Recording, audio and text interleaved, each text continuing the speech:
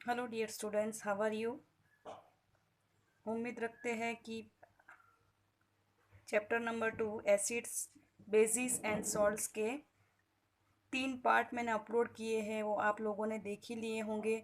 अब आगे बढ़ते हैं हम पार्ट पार्ट 4 के साथ, और उसमें हम देखेंगे एसिड के बारे में। तो सबसे पहले एसिड की अगर हम बात करें तो एसिड के अंदर जो भी सारे एलिमेंट्स होते हैं वो नॉन मेटल्स की कैटेगरी के होते हैं। तो नॉन मेटल की कैटेगरी में कौन कौन से एलिमेंट्स आते हैं डियर स्टूडेंट्स, तो आओ देखते हैं। नॉन मेटल जो है वो carbon, nitrogen, phosphorus, oxygen, sulphur, fluorine, chlorine, bromine and iodine जो है वो नॉन मेटल्स की कैटेगरी में आते हैं। और अगर एसिड के फॉर्मूला को आप ध्यान से देखो तो उसमें आपको यही सारे एलिमेंट्स देखने को मिलेंगे। डियर स्टूडेंट्स, अगर एसिड को हमको कैटेगराइज करना हो तो हम उसको अलग अलग कैटेगरी में कैटेगराइज कर सकते हैं। जैसे कि जहाँ से जो मिलते हैं, कौन से सोर्स में से मिलते हैं, उसके अकॉर्डिंग अगर हम बात करें तो उसको 2 कैटेगरी में कैटेगराइज कर सकते हैं। एक है ऑर्गेनिक एसिड्स जो कि हमें प्लांट्स एंड एनिमल में से मिलते हैं, और दूसरे हैं मिनरल एसिड्स जो कि हमें मिनरल में से मिलते हैं, जो लेबोरेटरी में सिंथेसाइज होते हैं। यहाँ पे ऑर्गेनिक एसिड की कैटेगरी में मैंने एक एग्जांपल लिखा है। पहला एग्जांपल लिखा है एसिटिक एसिड का, और दूसरा जो है फॉर्मूला वो लैक्टिक एसिड का है। और मिनरल एसिड की कैटेगरी में अगर एग्जांपल की बात करें तो sulphuric acid, hydrochloric acid, nitric acid, ये जो है वो मिनरल एसिड है। और ऑर्गेनिक एसिड जनरली जो है वीक एसिड्स होते हैं, जबकि मिनरल एसिड जो है जनरली कॉन्सेंट्रेट स्ट्रॉन्ग एसिड्स होते हैं। तो आओ आगे देखते हैं कि और एक कैटेगरी हम देखते हैं कि जिसमें हाइड्रोजन आयन को ध्यान में रखते हुए ये क्लासिफिकेशन दिया है, और उसको 2 कैटेगरी में, एक तो वीक एसिड्स और दूसरा स्ट्रॉन्ग एसिड की कैटेगरी में कैटेगराइज किया है। तो यहाँ पे भी मैंने एग्जांपल्स लिखे हैं। CH3COOH, सी जो कि है acetic acid, then phosphoric acid, carbonic acid जो वीक एसिड होते हैं। और स्ट्रॉन्ग एसिड की बात करें तो sulphuric acid, nitric acid, hydrochloric acid, और लास्ट वाला जो एग्जाम्पल है वो क्लोरिक एसिड का है। तो ये तो बात हो गई वीक एसिड्स की एंड स्ट्रॉन्ग एसिड्स की। तो आओ हम और आगे एक और क्लासिफिकेशन देखते हैं। अगर एसिड के साथ पानी मिलाते हैं तो एसिड को 2 कैटेगरी में कैटेगराइज कर सकते हैं, एक कॉन्सेंट्रेटेड एसिड और दूसरा डाइल्यूट एसिड। अगर जो वाटर का अमाउंट है वो अगर लो रखते हैं, उसका परसेंटेज अगर हम लो रखते हैं और एसिड के परसेंटेज अगर हम ज़्यादा रखते हैं, तो जो एसिड हमें मिलता है वो होता है कॉन्सेंट्रेटेड एसिड। और अगर वाटर का जो पोर्शन है वो हम ज़्यादा लेंगे और एसिड का पोर्शन कम लेंगे, यानी कि high percentage of water and low percentage of acid, तो जो एसिड हमें मिलेगा उसको हम डाइल्यूट एसिड बोलेंगे डियर स्टूडेंट्स। तो कभी भी डाइल्यूट एसिड बनाना हो तो कभी भी बनाने के टाइम पे कुछ पॉइंट्स है, कुछ प्रिकॉशंस है जो आपको याद रखने हैं कि कभी भी एसिड के अंदर पानी नहीं डालना है। पानी के अंदर एसिड जो है धीरे धीरे ऐड करते जाना है और कांस्टेंट उसको स्टर करना है। रीज़न ये है कि ये जो रिएक्शन है वो हाईली एक्सोथर्मिक रिएक्शन है, यानी कि वाटर के साथ एसिड जब मिलता है तब बहुत ज़्यादा हीट प्रोड्यूस होती है और फ्लैशेस भी उड़ते हैं, छींटे उड़ते हैं। इसीलिए कभी भी वाटर के साथ एसिड को मिक्स करें तो ध्यान रखना है हमें बच्चों। क्या करना है, वाटर के अंदर एसिड डालना है, वो भी धीरे धीरे, ना कि एसिड के अंदर वाटर डालना है। एसिड के अंदर वाटर डालोगे तो छींटे उड़ सकते हैं। तो ये प्रिकॉशंस लेने हैं आप लोगों को। अब आगे बढ़ते हैं एसिड्स की कुछ प्रॉपर्टी के साथ। तो पहले हम लोगों ने डिस्कस कर लिया कि एसिड जो है बाय नेचर कैसे होते हैं। अगर उसको टेस्ट करते हैं तो वो टेस्ट में सॉर होते हैं यानी कि खट्टे होते हैं। दूसरा कि soluble in water highly exothermic reaction देते हैं, जो टॉपिक मैंने अभी ही आपके साथ डिस्कस किया। और उसके बाद का पॉइंट कोरोजिव इन नेचर, बहुत कोरोजिव होते हैं यानी कि कपड़ों के ऊपर अगर एसिड गिरता है तो वो कपड़ों में छेद कर देता है, यही है कोरोजिव नेचर। ठीक है।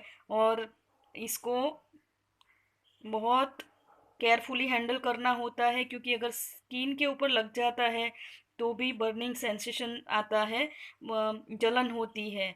ठीक है बच्चों, तो एसिड को जब भी हैंडल करो तो बहुत केयरफुली करना है, क्योंकि वो कोरोजिव है नेचर में। अगर चौथे पॉइंट की बात करें हम, तो वो इलेक्ट्रिसिटी को बहुत अच्छे से कंडक्ट करता है। ओके, तो हम लोगों ने चैप्टर 1 में एक एक्टिविटी देखी थी, इलेक्ट्रोलाइसिस ऑफ वाटर, जिसमें वाटर के अंदर हमने 2-3 बूंदे सल्फ्यूरिक एसिड की डाली थी। क्यों? क्योंकि वो वाटर को हमें क्या करना था, इलेक्ट्रोलाइसिस करना था, वाटर के अंदर इलेक्ट्रिक करंट अच्छे से पास हो, इसीलिए हमने वहाँ पे 2-3 बूंदे वाटर की डाली थी। और पांचवी property, acids have high melting and boiling points. तो डियर स्टूडेंट्स, ये थी प्रॉपर्टी एसिड की।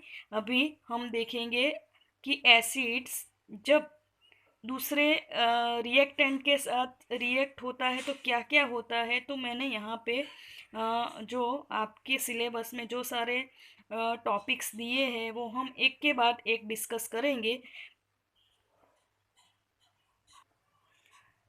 तो पहला रिएक्शन हम लेंगे, reaction of acid with metals.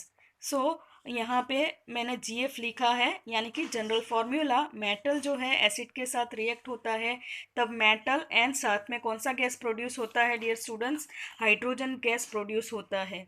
तो यहाँ पे हम लोगों ने देख लिया कि जनरल फार्मूला क्या है डियर स्टूडेंट्स।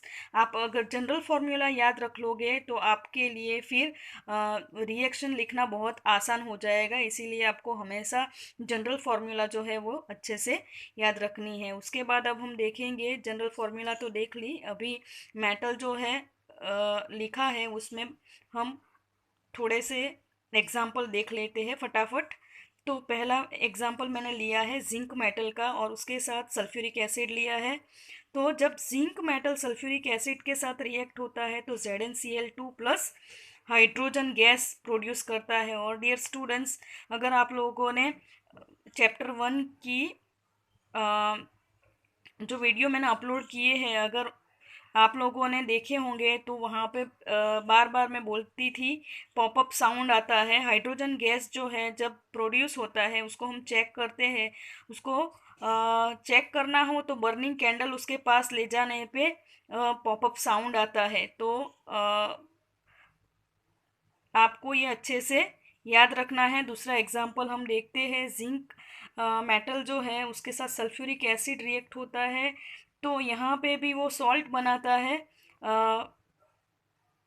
क्या बनाता है, मेटल सॉल्ट बनाता है। ऊपर एक चीज़ मैं लिखना भूल गई। तो डियर स्टूडेंट्स, यहाँ पे मेटल सॉल्ट होता है तो आप ये सॉल्ट ऐड कर लीजिए। मेटल सॉल्ट जो प्रोडक्ट है वो मेटल सॉल्ट बनता है। जिंक क्लोराइड भी मेटल सॉल्ट है और आगे के एग्जाम्पल में हम लोगों ने देखा जिंक सल्फेट, वो भी क्या है, मेटल सॉल्ट है और साथ में हाइड्रोजन गैस प्रोड्यूस होता है। तो डियर स्टूडेंट्स, यहाँ पे आप लोग डायग्राम देख सकते हो। ये डायग्राम में टेस्ट ट्यूब के अंदर हाइड्रोजन गैस प्रोड्यूस हो रहा है। कैसे होगा वो प्रोड्यूस, तो उसमें आप लोगों को ग्रैन्यूल्स दिखेंगे जो कि जिंक मेटल के हैं, उसके अंदर सल्फ्यूरिक एसिड ऐड किया है तो वहाँ पे आपको हाइड्रोजन गैस के बबल दिखेंगे डायग्राम के अंदर। और उसको जो है टेस्ट ट्यूब के साथ एक डिलीवरी ट्यूब अटैच की है। जो डिलीवरी ट्यूब का एक एंड है वो टेस्ट ट्यूब के साथ जुड़ा है और दूसरा जो एंड है वो सोप सॉल्यूशन के अंदर डिप किया हुआ है बच्चों। और वहाँ से आपको बबल दिखेंगे जो कि हाइड्रोजन गैस के बबल हैं। और वहाँ पे एक कैंडल भी दिखेगी, जो कैंडल जब हाइड्रोजन के गैस के पास ले जाएंगे तो burning of hydrogen gas with a popup sound. और बच्चों यहाँ पे ये जो दूसरा एंड सोप सॉल्यूशन में प्रिकॉशन के तौर पे रखा है ताकि कोई ब्लास्ट ना हो। और ये वाला जो प्रैक्टिकल है कभी भी आप लेबोरेटरी में करो तो आपके टीचर की प्रेजेंस में ही करना, आपको कोई रिस्क नहीं लेना है, क्योंकि हाइड्रोजन गैस जो है उसकी कैलोरीफिक वैल्यू बहुत हाई होती है और उसको हैंडल करना बहुत डेंजर होता है। इसीलिए टीचर्स के साथ ही ये प्रैक्टिकल आप लोगों को करना है, ऐसे ही कोई एक्सपेरिमेंट करना नहीं है। तो ये डायग्राम था, ये डायग्राम ध्यान से देखना।